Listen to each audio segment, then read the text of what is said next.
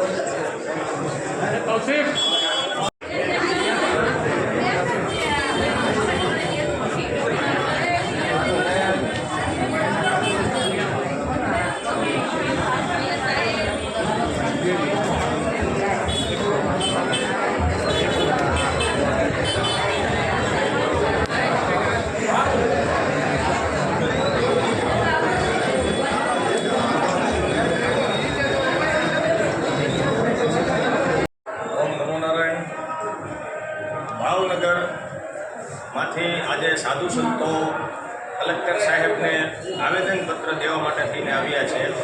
સાંસદ પપ્પુ યાદવ દ્વારા જે ભગવા વસ્ત્ર સંતો મહંતોનું ભગવા વસ્ત્રનું જે અપમાન કરવામાં આવ્યું છે તેના અનુસંધાને તેના વિરોધમાં આજે ભાવનગરના સાધુ સંતો કલેક્ટર સાહેબને આવેદનપત્ર દેવામાં આવ્યા છે કે આમની સામે સખ્તમાં સખ્ત કાર્યવાહી કરવામાં આવે અને અમે બધાય સાધુ સંતો મહંતો તેનો ખૂબ જ વિરોધ કરીએ છીએ.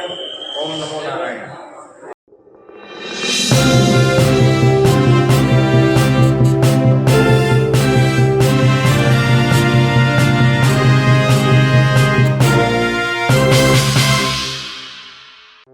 સમાજ માટે સત્ય માટે સત્યપૂર્ણ સમાચાર પ્રસારણ આપના મોબાઈલ પર તરત જ લાઈક કરો, શેર કરો અને સબસ્ક્રાઈબ પણ કરો.